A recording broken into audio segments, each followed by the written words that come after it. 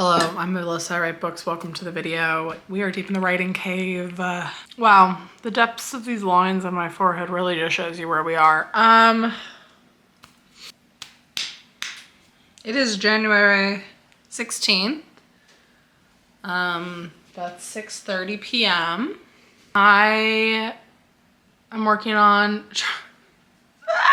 I think we can call it draft 5 now. I don't know. I think technically though, draft 5 is the most correct of an adult thriller that goes by the Alias Project gas station. There's like a lot of playlists on this channel. Most of it is me writing this book. So if you're really curious, what are we doing, Alyssa? What brings us here today? I have set myself a deadline of February 10th to send this book to a professional beta reader, like a paid beta reader. And the way that I'm treating this beta read, I don't think I've talked about this. Maybe I can be a human being and not a gremlin for 1 second. Why this angle? I don't know. For all of you following along my querying journey, you're gonna be like, Alyssa, if I hear this one more time, I'm gonna throw up. But the way the querying works is you send a lot of letters, like a lot of cover letters, query letters of your book out. And then let's get better lighting, okay?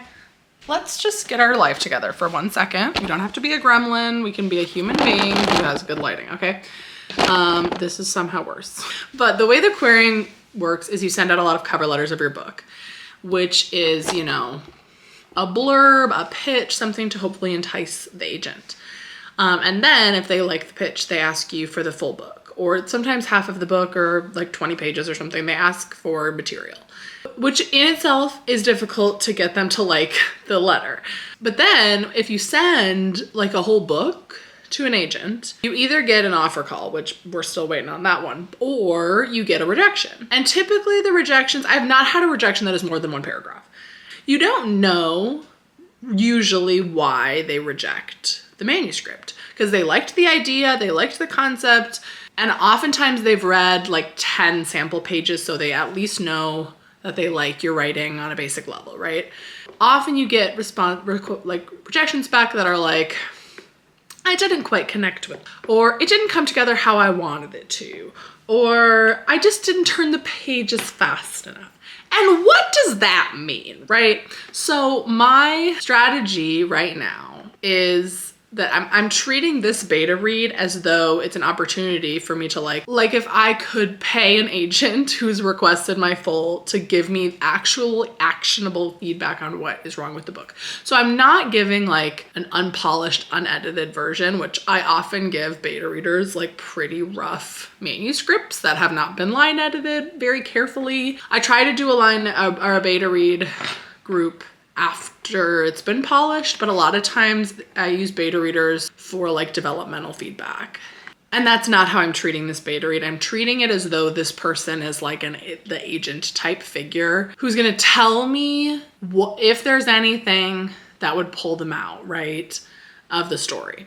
That is my kind of intention. So I want this book to be fully done on my end. Like all the plot, I feel good about how the plot comes together. I feel good about every chapter. I feel good about every line. The caliber of a manuscript that I would send to an agent is where I would like, ideally, this book to be. If it's not like quite there, like if I don't have time to do what I call an audiobook pass, where I like have Word read aloud the book to me so I can catch typos, like I might not do that pass. I have a lot of really great beta readers who are free, but a lot of times the feedback that I get from my peers is confirmation of what I already know, which is super valuable to have confirmation of what you know. Or like in this case, I've suspected that certain areas need a little bit of work, and my writing friends have helped me. I'd like confirm that they need work and here's some ways to fix it, you know? But when I send this to them, I don't want to feel iffy about any part of it, because that's how I feel about the wedding season right now. Well, when I sent the wedding season, when I started querying the wedding season, I was fully confident, like there was nothing else I could do to that book to make it better. And that's how I want to feel. Brielle has been reading my book and leaving comments, and it has been like truly invaluable feedback. There's like a level of like, she's cheering on the book, but also giving like really actionable feedback. And I really like that in a beta reader. Someone who tells me this isn't working, or like this feels weird, this isn't consistent, this is not working, right? And I even was like texting with her afterwards about it, and I would ask her questions like, do you think it needs this? Or like, do you think this is a problem? And she'd be like, honestly, yes, I do think that's a problem, but I think it's that you could fix it ABC ways. And so if you have been like going back and forth about the manuscript critique that Brielle offers, she's a really good eye for specifically like interiority and character motivation. So check out Brielle. I will link her channel and her website down below. Yes, so where I'm at right now is I've spent the last week about doing a really intense scene edit of Act 3. So I basically went into every scene in Act 3 and fleshed it out and made sure that all of my plot points were tied up in an authentic way. I still have a few things I want to do, but I think it's mostly there. I was going to go back into Act 2, Part 2 and do this same thing as well. What I'm actually going to do is I'm going to look through all of Brielle's feedback, because I've looked like really vaguely at everything, but I'm going to go scene by scene, comment by comment, and see what if, you know, what I want to change or fix or elaborate on. And I haven't quite figured out how I want to do this. Like if I want to make a big giant list of everything she says and then take it piece by piece. I'm kind of not leaning to that, which I typically do that. Like I read through all the feedback and I organize it and I sort it through and then I make a list. But that honestly sounds really draining. And I'm in this point right now where I just want to do the work, like deal with that feedback in the scene. I haven't really looked at all of it though, so I'm not sure specifically if that will work for all of them, but that's kind of my plan. I'd honestly like to do a lot of fleshing out of the whole book, which is unfortunate because it's already at 80,000 words. But I think that there's lines that are just like filler that I just don't need. And I also have been watching a lot of videos on line editing. I've been watching a lot of like line editing books for 2 hours. Like I've been watching a lot of those videos. I am kind of itching to do a little bit of line editing and like sort through and get rid of some of my cliches. Like I know I use a lot of familiar language, and so going through and assessing, do I want that? Do I want it to be more like making my descriptions more specific and intentional? But I think a lot of that might happen while addressing Brielle's feedback. So I don't know. I'm at this point where I don't know how to organize what I want to do, because I want to do that. I want to address all this feedback. I also just want to make sure Act 2, Part 2 is sound. To sum this up, before this goes to that beta reader, here's what I need to do. Address all of Brielle's feedback. Line edit the entire book. Actually, okay. Address Brielle's feedback, address Act 2, Part 2, flesh out the ending a little bit more. I think it needs more of a bow. I send Brielle this meme that was like me trying to wrap up a story, and it's like a car, like a Formula 1 race car. Like I just always need one more chapter at the end, because I end on this big crescendo and we're walking out of the flames, and then I'm like, epilogue, everybody's happy. Like, girl, slow down. Did you address everything, right? So Brielle's feedback, Act 2, Part 2, make sure everything is consistent there. Flesh out the ending. There's also, in Brielle's feedback, there's a scene I want to add to amp up the romance a little bit right before the midpoint. And then a line edit of the whole book. So really, I've said nothing because I've just given you 18 different possibilities of how I'm gonna do this, but that's what I wanna make sure I do. And in whatever order and whatever way that feels natural as I'm writing, that's fine. Like if I start addressing feedback and then I decide I wanna line edit every scene as I go, then I'll do that. I'm so in the book right now that it's like hard to talk about it. I feel like getting really close, and Ari had a video. Ari just is out here spitting truth always. Had a video about imposter syndrome today, and I was very convinced that I did not have imposter syndrome, and I was very much lying to myself, because I have been really convinced that I don't have imposter syndrome. I just think I'm not quite up to par yet with my writing, and I think part of that's true. Like I think I do have work to do on my craft, but I definitely was having some really bad imposter syndrome that I think was fueled by the querying of it all, which we're not going to go into again, but I was telling this to somebody, one of my writing friends, that I have not felt this bad about my own writing, I think, ever in my life. Like 2 days ago, I was like, what if I've never actually considered stopping, or like that I would never make it. And like 3 days ago, I was like, I should probably figure out something else to be good at, because this isn't it. But that feeling, that thought was the imposter syndrome. I think there's a validity in that. I have some craft work to do. If there's not validity in that, I'm terrible. And it was really interesting. Today I was going through my email. I had 20,000 emails. 20,000 emails from going back to 2015 in my personal email, and I just like went through them all and deleted like hundreds and hundreds and thousands of emails. It was actually, I think, really needed because in that inbox, 10 years ago, there's emails of me emailing chapters to my friends to read and their feedback and scripts and audio dramas and 5 different books in there. And it was like, wow, I can't be terrible if I've been doing this for 10 years consistently. Like there has to be something redeeming, right? And so that was really helpful, just introspectively. Is this just a video on its own? I cannot have a video where I look like this the whole video. We're gonna make this a long, juicy vlog, okay? Maybe, I don't know.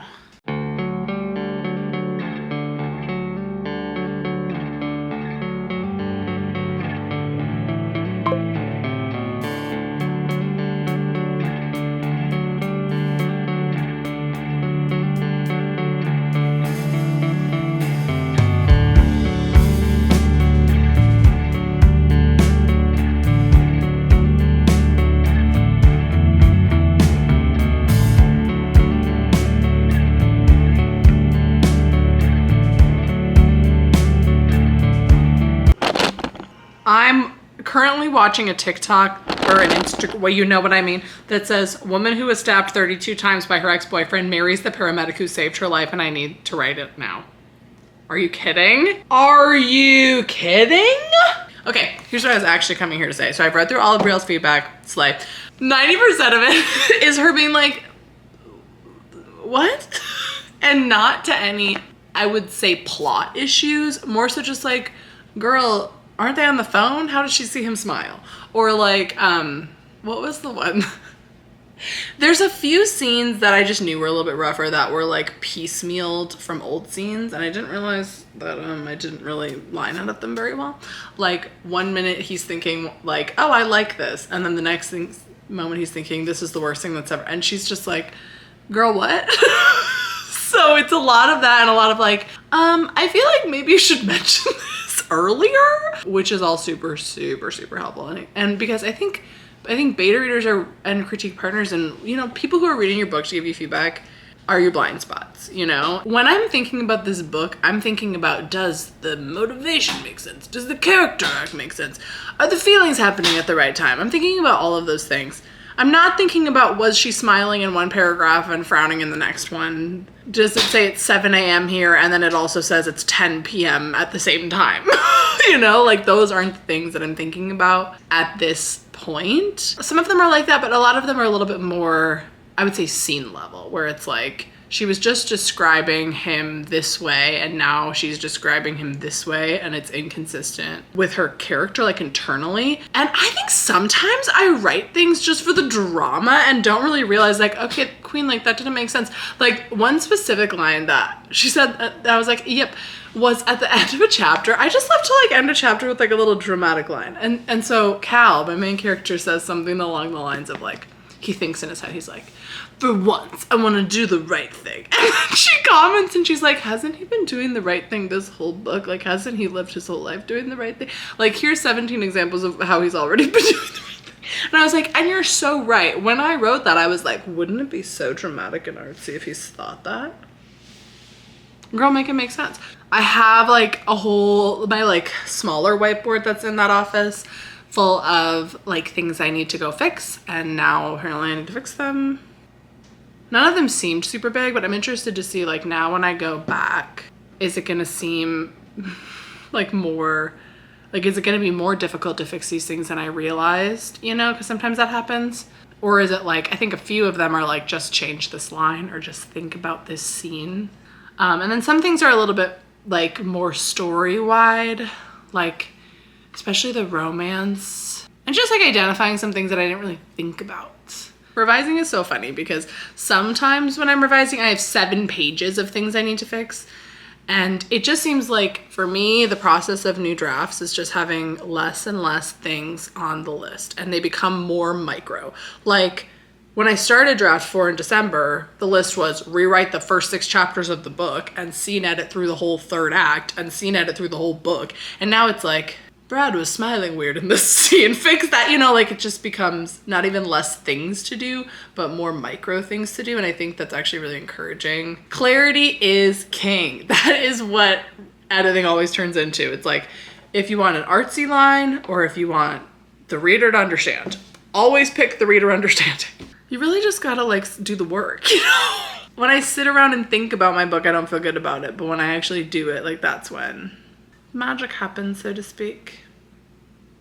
But not really. I guarantee you I will be working on this book in March. Guarantee it. Maybe April. Guarantee it. So.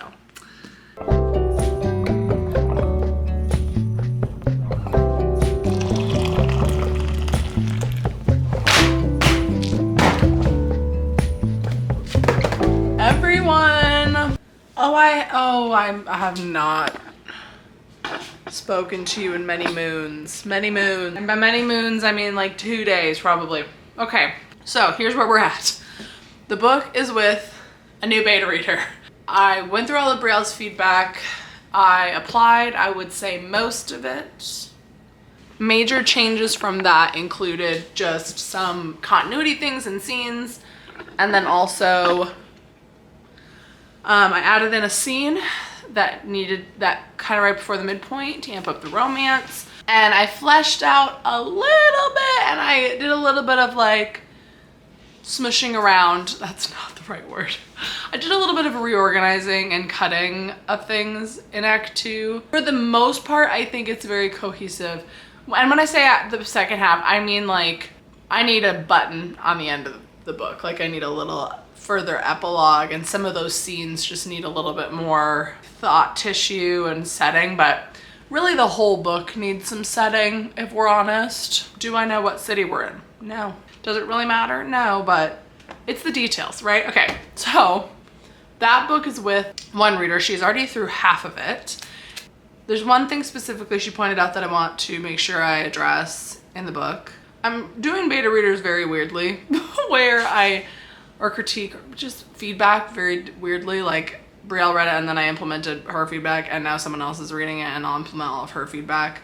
And I have one more person I think I'm gonna do that with after implementing all of this. So it's kind of like I fix some things and then I get some feedback and fix it. So it's kind of like I get to do multiple rounds of readers, but all in one round, because I'm not fixing so many people's feedback, you know, because I think I've gotten caught up in the past where I will spend months organizing feedback and trying to figure things out, when at this point I'm getting feedback and I can immediately, like I'm pretty immediately tell, do I want to do something with this? Like, because a lot of it is like smaller changes that I can just fix without having to think about it. Like I can just decide, yes, that's a good change, I'm gonna make it, boom.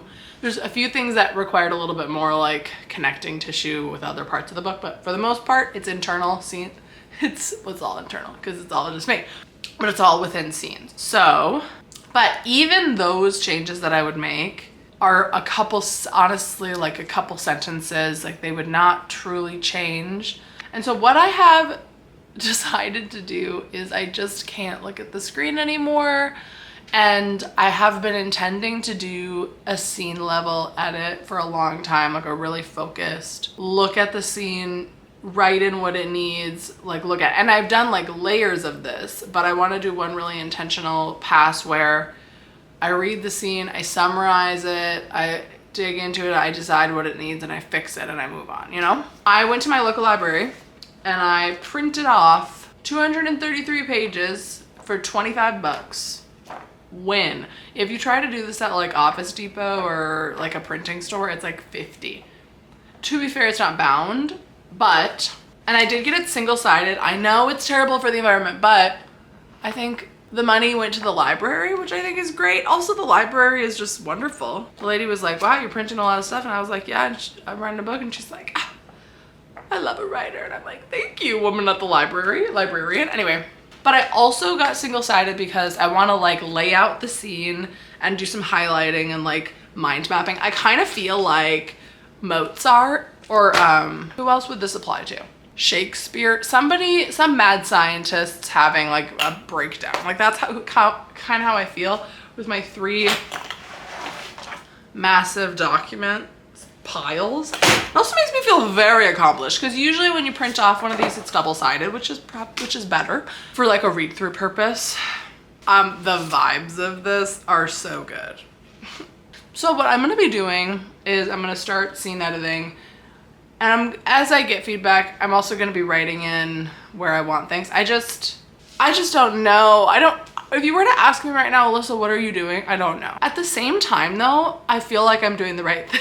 It's not one thing. It's not a line pass. It's not a dialogue pass. It's just like, okay, here's another small thing. Okay, I gotta fix that throughout the whole book. Here's another small thing. I gotta fix that throughout the whole book. I'm just like in this cycle of reading the book and fixing things as they come and hearing things from people and fixing the things. And that leads to, oh, I gotta fix that other thing. Like it's just, but I can feel it getting very, very close. And that's why I'm doing this scene edit before I get too carried away. So I think I'm about 2 weeks out now from, maybe a little more, maybe like 2.5 weeks from when I'm gonna give this book to an editor. And so I am going to do all this reading and thinking and thought work. And I think I'm gonna actually edit the document as I do that. So I'm gonna make all the edits, and then while they're still fresh in my mind, go make them again in the book, in the document, in the page, you know? I might change my mind, but I just have a feeling I just need to see the scenes as they are to identify what they need and like draw, like write in, like on a physical paper, like add more setting here, add more description here, so that I can see holistically. And also I just need my eyes, I just like can't look at a screen any longer. So I'm actually so pumped. Sometimes I feel like I do this, it's kind of indulgent to just print it out. But check out your local library, because I mean, it is like paid wireless printing, but supports your library and it's cheaper than like Office Depot or like Walmart or wherever you get your printing done. Or Barnes & Noble Press. I'll be doing Barnes & Noble Press, like personal press, when the book is done. Because I often end up like giving those to people, and because people will be like, oh, I want to read your book, and then that's what I'll give people. And so I don't like having versions of those around the house that are not done, because I want it to be like a pre-first edition. Like we can compare that to the published version. That's like the querying version of the book, you know? So that anybody can just sit down and enjoy it. I probably would do it for more drafts if I wasn't so crazy, because I have a fast turnaround time. I needed it today. So yeah, that's how it's going. I haven't been doing it. I have no idea how long this vlog is. I've been doing a terrible job of updating you, but that's what's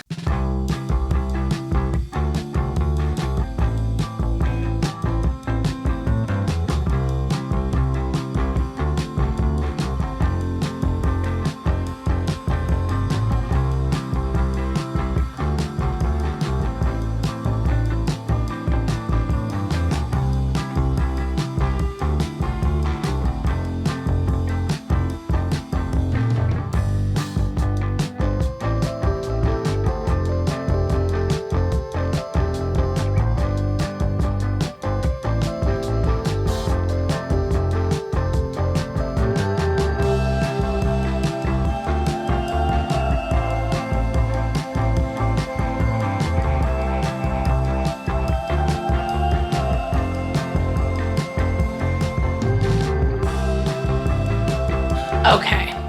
We need to end this video because I need to start a new one and like do this better. Thank you for sticking with me in this vlog that took many turns and you didn't see anything, but you saw everything. I just feel like it's very symbolic of the editing process and the revising process. I think I'm crossing over from revising into editing, but writing books is always, I feel like I go back and forth between that a lot. As you edit, you notice things that you need to revise. And it's like, why am I like getting so caught up on like, is it revision, is it editing? I think I'm fully in editing now, especially given the insanity that I'm doing to these printed pages. I feel like a full on like, she is Stephen King. She is Brandon Sanderson. She is Sarah Janet Maas. She is. Like, I'm like marking down, I'm rearranging paragraphs. I'm like, ooh, interiority, like, ooh, description, dialogue, circle, cross it out, put an arrow, like. But I definitely started this vlog revising, and I think I'm ending it fully editing. I'm still waiting on feedback, and I'm just kind of doing it in this weird way, but it feels very intuitive. And like when I'm feeling intuitive and like when I'm feeling like this is what I need to do, I know I need to do it, I'm just gonna do it.